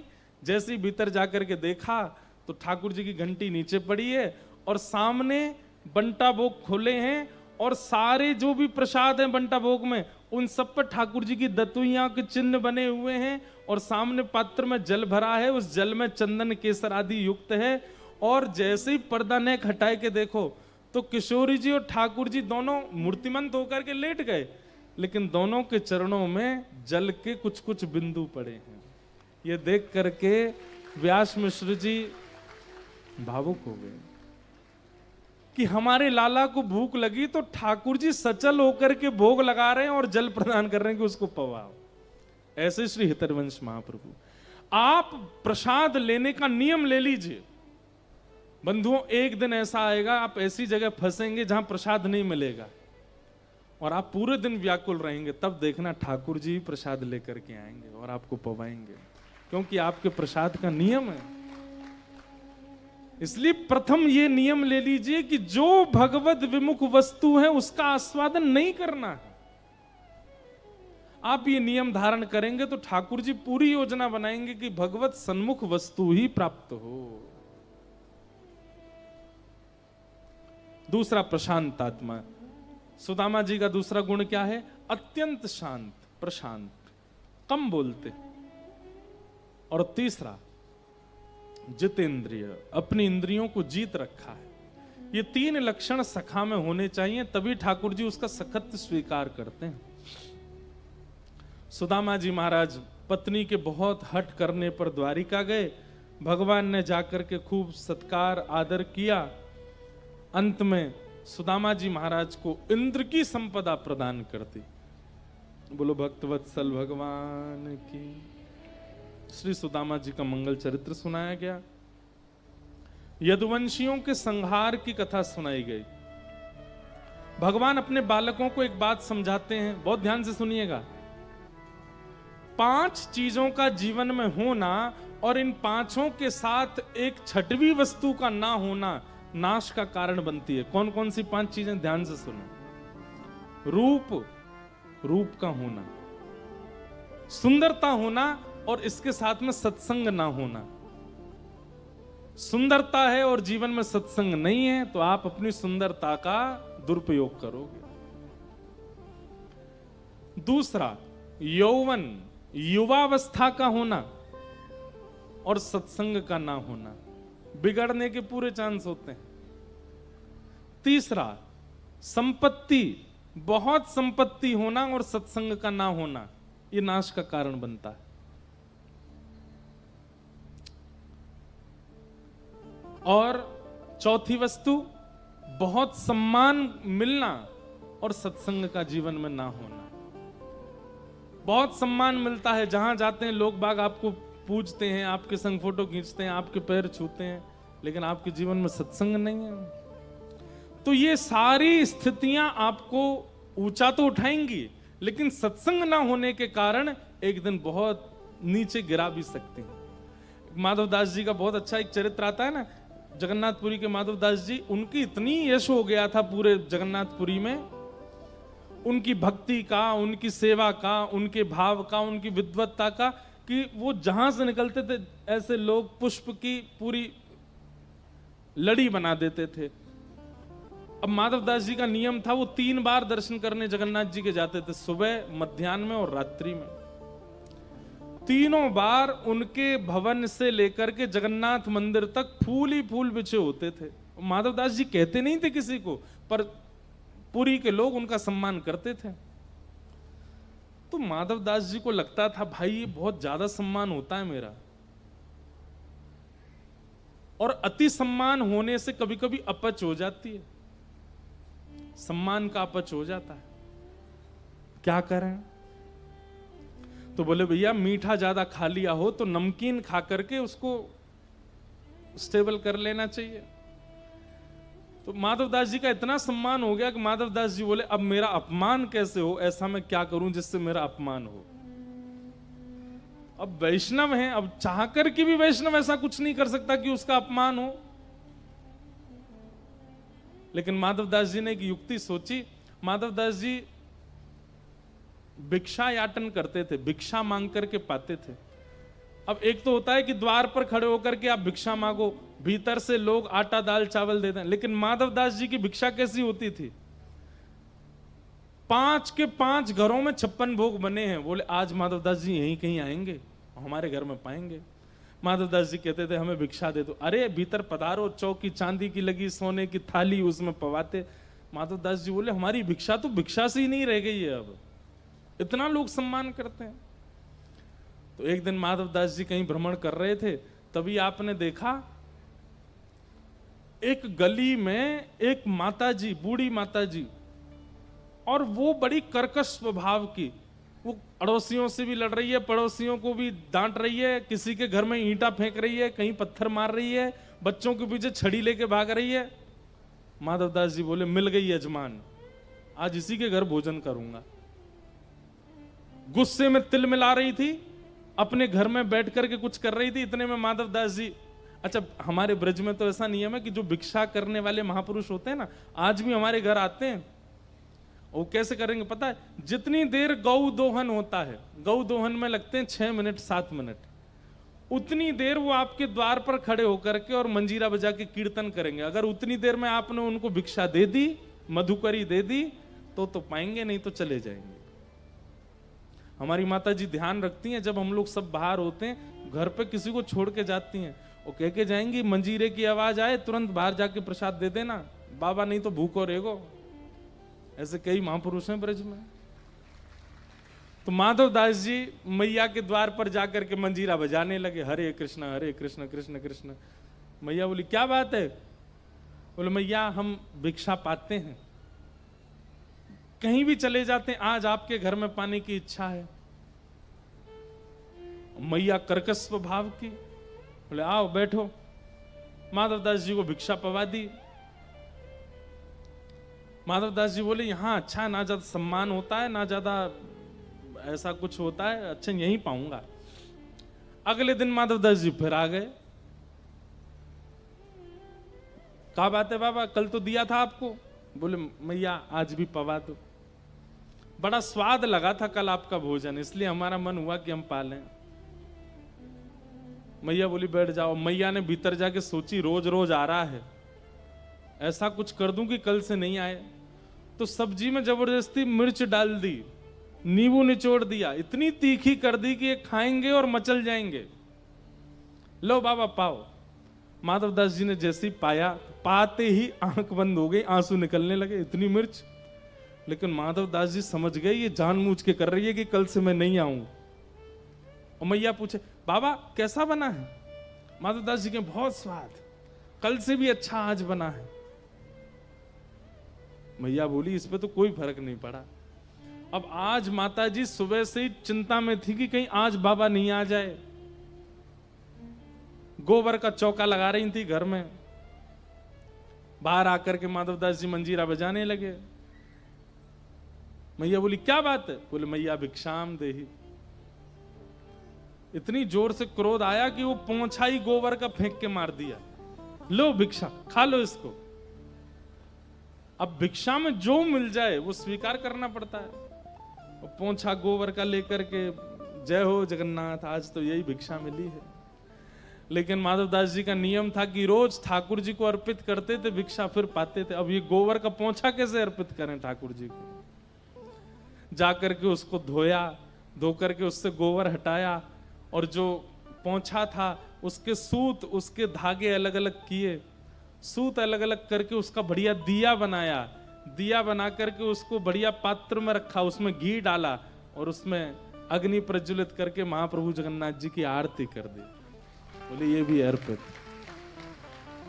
क्यों करते थे माधवदास जी ऐसा? क्योंकि बहु सम्मान कई बार आपकी वास्तविकता को नष्ट कर देता है। हम व्यासपीठ पर बैठते हैं, हम कभी कभी अनुभव करते हैं कि पहले का कई आंतरिक स्वभाव इतना सम्मान मिलने से घट जाता है, लेकिन फिर सत्संग से वो समत्व होता है। पर घटने की बड़ी हम तो रोज कथा कर रहे हैं तो हमको इतनी सावधानी रखनी पड़ती है। हमको पता चलता रहता है कि बहुत सम्मान से क्या घटना घट रही है भीतर। सामान्य व्यक्ति का जब बहुत सम्मान हो जाता होगा तो वो तो किस स्थिति में पहुंच जाता होगा। अरे पैर नहीं टिकते जमीन पर, उड़ने लगता आकाश में आदमी। इसलिए बहुत सम्मान की इच्छा मत रखो। तो रूप यौवन संपत्ति बहु सम्मान और इनके साथ सत्संग का ना होना, ये भगवत भक्ति में बाधा बनता है। भगवान अपने पुत्रों को समझाते हैं, यदुवंशियों को समझाते हैं, तुम्हारे पास रूप भी है, यौवन भी है, संपत्ति भी है, सब कुछ है, पर तुम लोग सत्संग नहीं करते। यदुवंशी बोले, अरे हम क्यों सत्संग करें, हम तो भगवान के ही वंशज हैं, हमको सत्संग की क्या आवश्यकता है। सत्संग तो वो करते हैं जो आपको पाना चाहते हैं, हमको तो आप मिले हुए हो। ठाकुर जी बोले, यही नाश का कारण बनेगा तुम्हारा। मेरे मिलने के बाद भी सत्संग का त्याग मत करो। ध्रुव जी को भगवान मिले, उसके बाद दर्शन देने के बाद ठाकुर जी ने कहा 36,000 वर्ष के लिए जाओ और जाकर के सत्संग करो। 36,000 वर्ष। प्रहलाद जी को ठाकुर जी मिले, उसके बाद प्रहलाद जी को आज्ञा की कि सत्संग करो। अरे कपिल भगवान तो स्वयं कर्दम ऋषि के यहां जन्मे हैं, लेकिन फिर भी कर्दम ऋषि को आज्ञा देते हैं कि जाओ सत्संग करो। इसका मतलब क्या है, ठाकुर जी का दर्शन भी वह परिवर्तन आपके चित्त में नहीं कर पाएगा जो सत्संग कर देगा। इसलिए सत्संग का त्याग कभी मत करना। अच्छा चलो सब चीज छोड़ो, हनुमान जी को तो राम जी मिले हुए हैं, लेकिन फिर भी प्रभु चरित्र सुन वे को रसिया। अरे हनुमान जी के स्तवन में कहा जाता है, यत्र यत्र रघुनाथ कीर्तनम तत्र तत्र कृतमस्तकांजलिम बाष्पवारी परिपूर्ण लोचनम मारुतिम नमत राक्षसांतकम। हनुमान जी कहाँ हैं? बोले यत्र यत्र रघुनाथ संकीर्तनम। जहां जहां ठाकुर जी रघुनाथ जी की कथा कीर्तन चल रही होगी, हनुमान जी वहीं बैठे होंगे। जबकि राम जी तो उनके लिए हमेशा द्वार खोल के बैठे, जब चाहे हनुमान जी जा सकते हैं, लेकिन फिर भी हनुमान जी कथा चुनते हैं, दर्शन नहीं। सत्संग बहुत आवश्यक है। भगवान के यदुवंशियों ने नहीं मानी और इसी का कारण हुआ, संतों का अपमान किया और समस्त यदुवंशियों को एक लौह पिंड के द्वारा यदुवंश का विध्वंस होगा ऐसा श्राप लगा। लौह पिंड को घिस करके समुद्र में डाल दिया, एर का नाम की विषैली घास बन गया। यदुवंशी युद्ध करते करते उस घास के संस्पर्श में आए और आपस में लड़ते झगड़ते हुए नष्ट हो गए। दाऊ दादा ने जब ये दृश्य देखा तो ठाकुर जी से कहा, लाला अब मैं तो लीला पूरी करके जा रहा हूं, मैं नहीं देख पा रहा हूं। ठाकुर जी बोले, आप चलो मैं भी आ रहा हूं। और श्री बलराम जी महाराज शेषनाग का रूप धारण करके क्षीर सागर में प्रविष्ट हो गए।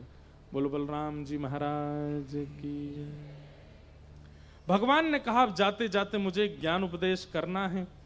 तभी भगवान प्रभाषित क्षेत्र में गए, वहां पर उद्धव को ठाकुर जी ने भागवत धर्म का उपदेश किया। इतना अद्भुत है भागवत धर्म। ठाकुर जी ने उद्धव जी महाराज के अनेक प्रश्नों के उत्तर देते हुए भागवत धर्म सुनाया। तत्पश्चात भगवान ने उद्धव को आज्ञा दी, उद्धव अब तुम बद्रीनाथ जाओ और वहीं निवास करो। साथ में मैत्री मुनि विराजमान थे, उनको भगवान ने आज्ञा की कि आप हरिद्वार जाइए और वहां मेरे परम प्रिय विदुर जी आएंगे, उनको आप ये कथा सुनाना। इस प्रकार भागवत धर्म को ठाकुर जी ने हम सब तक पहुंचाया। उद्धव जी के द्वारा, विदुर जी के द्वारा, वेद व्यास जी के द्वारा ठाकुर जी ने सब तक ये भागवत के मूल रचयिता स्वयं ठाकुर जी हैं, उनके द्वारा ही ये जन जन तक पहुंचा है। भगवान ने अंतिम भागवत धर्म का उपदेश किया। तत्पश्चात एक भेलिया ने बाण मार दिया, चरणों में आकर के लगा। भगवान ने कहा कि सब मेरी इच्छा से हो रहा है, तुम चिंता मत करो। वैकुंठ से एक विमान आया था ठाकुर जी को लेने के लिए। भगवान ने उसमें उस भेलिया को भेज दिया जिसने बाण मारा, बोले तुम जाओ। और ठाकुर जी एकांत में चले गए। उद्धव ने बार बार ठाकुर जी से कहा था कि नाथ कभी आपकी याद आएगी तो हम कहां जाएंगे। तब भगवान ने एक ज्योति का रूप धारण किया और 7 बार आकाश में भ्रमण किया और तिरोधाय प्रविष्टोयम श्रीमद् भागवतार्णवम। 7 बार आकाश में भ्रमण करके उद्धव को दर्शन दे करके ठाकुर जी श्रीमद् भागवत धर्म के उपदेश में आकर के विराजमान हो गए। और भगवान ने मानो संकेत किया है, कलिकाल में अगर मेरा साक्षात्कार करना है तो भागवत जी का श्रवण करो, भागवत ही मेरा स्वरूप है।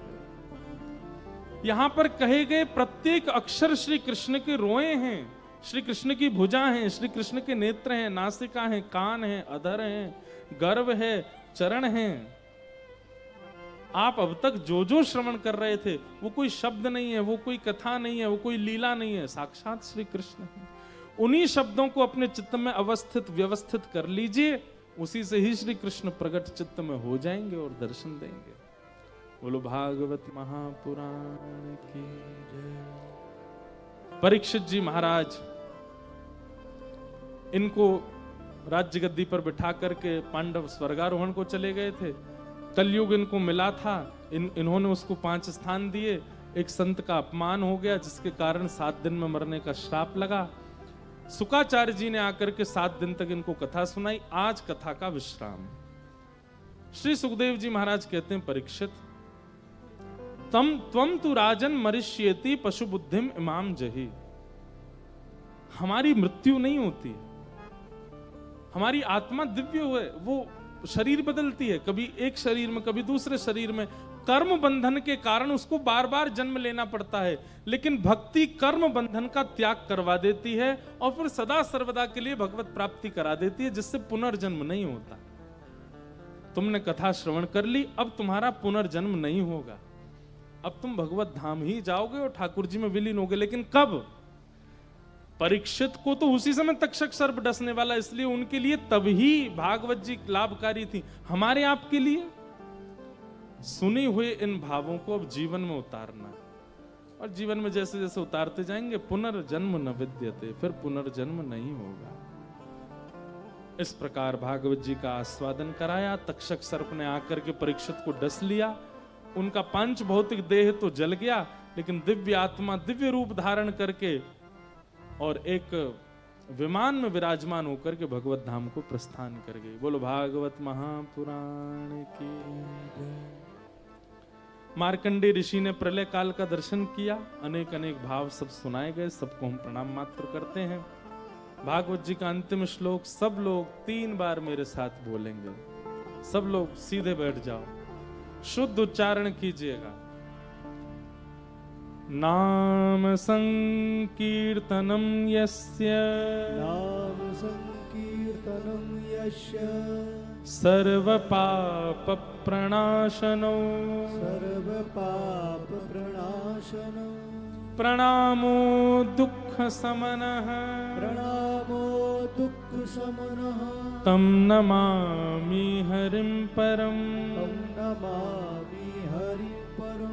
नाम संकीर्तनम यस्य, नाम संकीर्तनम यस्य, सर्व पाप प्रणाशनो, सर्व पाप प्रणाशनो, प्रणामो दुख समनः, प्रणामो दुख समनः, तम नमामि हरिं परम, तम नमामि हरिं परम। नाम संकीर्तनम यस्य, नाम संकीर्तनम यस्य, सर्व पाप प्रणाशनो, सर्व पाप प्रणाशनो, प्रणामो दुख समनः, प्रणामो दुख समनः, तम नमामि हरिं परम, तम नमामि हरिं परम, तम नमामि हरिं परम, तम नमामि हरिं परम, तम नमामि हरिं परम। तम नमामि हरिं परम। जय जय श्री राम, जय जय श्री राम, जय जय श्री राम। श्री जगन्नाथ महाप्रभु की जय, बलभद्र सुभद्रा मैया की, लीलाचल धाम की जय, नील चक्र की जय, सुदर्शन जी महाराज की जय, साक्षी गोपाल की जय, समुद्र नारायण भगवान की जय, जय जय श्री राम, प्यारे गिरधर लाल की जय। श्यामा हृदय कमल सो प्रगटो, श्यामा हृदय कमल सो प्रगटो, श्यामा हृदय कमल सो प्रगटो, श्यामा हृदय कमल सो प्रगटो, और श्याम हृदय कुम्हार वृंदावन प्यारो वृंदावन,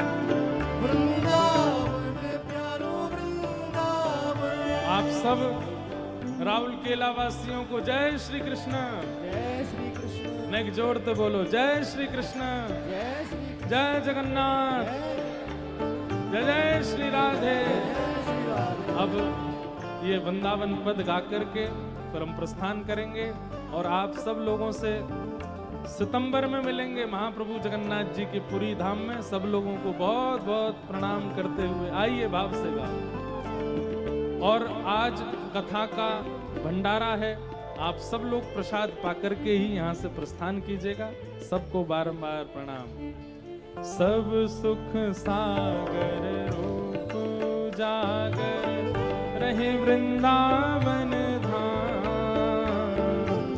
सब सुख सागर रूप जागर रहे वृंदावन धाम। हे रूप गोस्वामी प्रकट कियो जहाँ। रूप गोस्वामी प्रकट कियो जहाँ। श्री रूप गोस्वामी प्रकट कियो जहाँ। रूप गोस्वामी प्रकट कियो राधा गोविंद रूप निधान। वृंदावन प्यारो वृंदावन। वृंदावन प्यारो वृंदावन। हे श्री वृंदावन मेरो वृंदावन। ओ वृंदावन प्यारो वृंदावन। रूप गोस्वामी प्रकट कियो जहाँ। रूप गोस्वामी प्रकट कियो राधा गोविंद रूप निधान।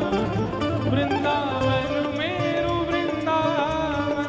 वृंदावन मेरो वृंदावन। हे श्री वृंदावन प्यारो वृंदावन। वृंदावन प्यारो वृंदावन। श्री गोपाल भट्ट जो कि हृदय वेदना प्रगट्यो शालिग्राम। गोपाल भट्ट जो कि हृदय वेदना प्रगट्यो शालिग्राम। हाँ प्यारो प्रगट्यो शालिग्राम। प्यारो प्रगट्यो शालिग्राम।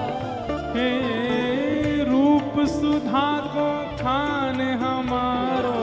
रूप सुधा को खान हमारो। रूप सुधा को खान हमारो। रूप सुधा को पूजा उठा के ओ प्यारो राधा रमण झूला। वृंदावन मेरो वृंदावन। वृंदावन मेरो वृंदावन। हे श्री वृंदावन प्यारो वृंदावन। वृंदावन मेरो वृंदावन। रूप सुधा को खान हमारो। रूप सुधा को खान हमारो। ओ प्यारो राधा रमण झूला। वृंदावन मेरो वृंदावन। वृंदावन मेरो वृंदावन। हे श्री वृंदावन प्यारो वृंदावन। वृंदावन प्यारो वृंदावन। हे भुवन चतुर्दश की सुंदरता निधिवन करत बिहार। भुवन चतुर्दश की सुंदरता निधिवन करत बिहार। हाँ भुवन चतुर्दश की सुंदरता निधिवन करत बिहार। भुवन चतुर्दश की सुंदरता निधिवन करत बिहार। श्यामा प्यारी कुंज बिहारी। श्यामा प्यारी कुंज बिहारी। हे श्यामा प्यारी बांके बिहारी। श्यामा प्यारी बांके बिहारी। और जय जय श्री हरिदास। वृंदावन प्यारो वृंदावन। वृंदावन प्यारो वृंदावन। हे श्री वृंदावन मेरो वृंदावन। वृंदावन प्यारो वृंदावन। श्यामा प्यारी कुंज बिहारी। श्यामा प्यारी कुंज बिहारी। और जय जय श्री हरिदास। वृंदावन मेरो वृंदावन।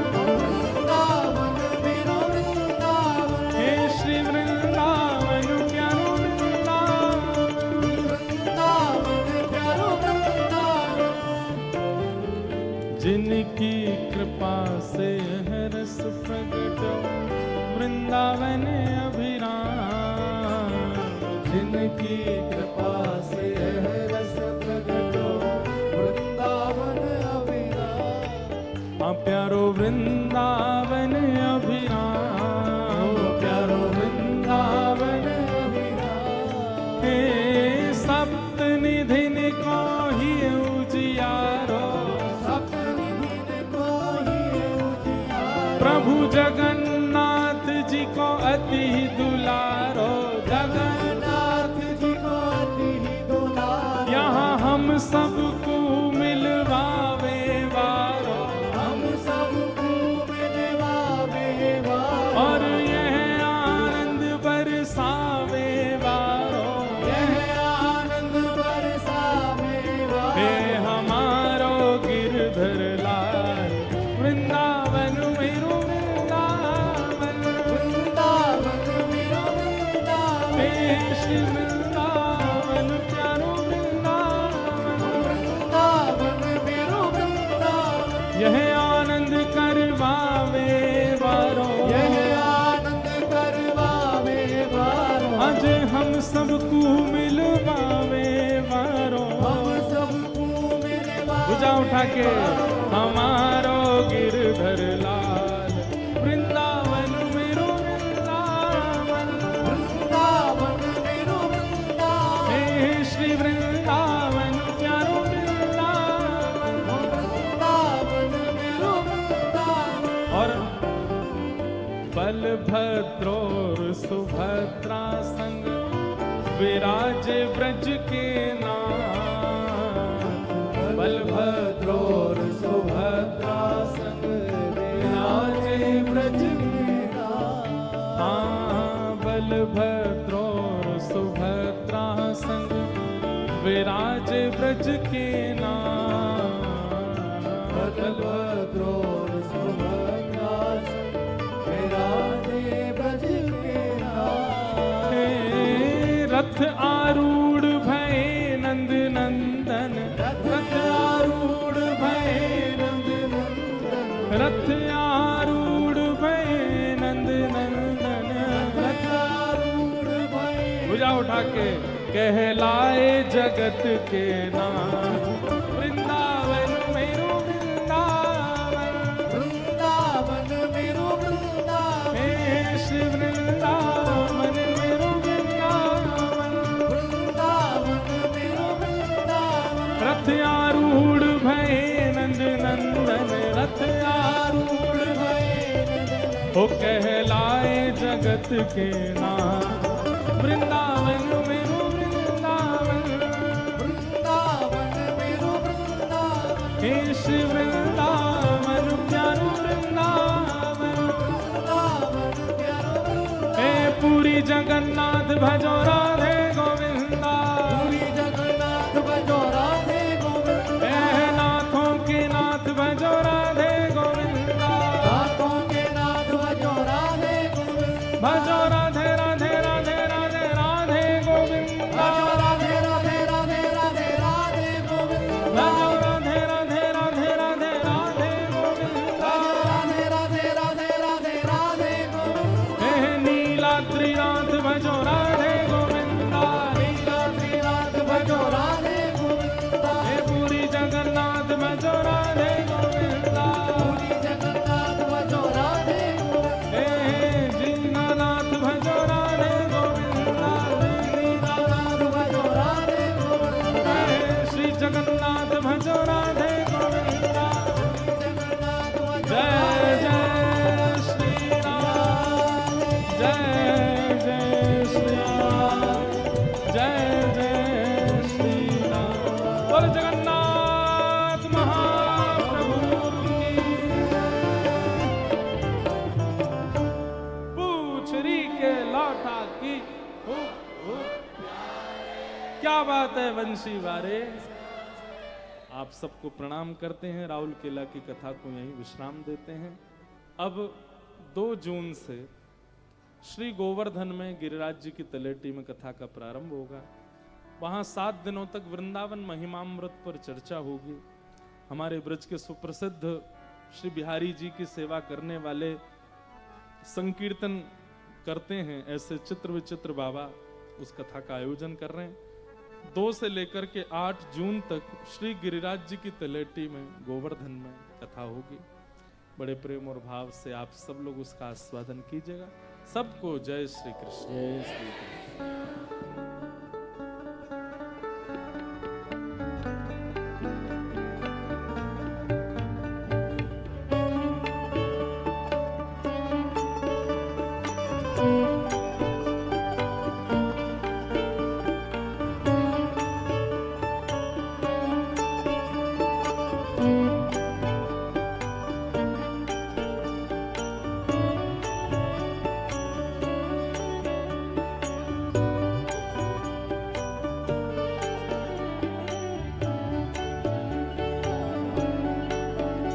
पाग बनी पटका बनो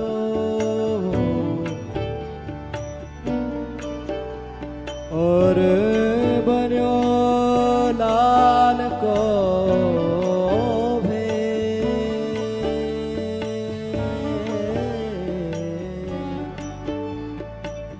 जय जय जगन्नाथ महाप्रभु की सखी दौर आरती रे।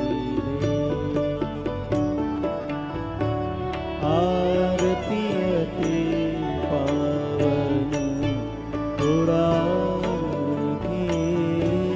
आरती अति पावन पुराण ओ धर्म भक्ति विज्ञान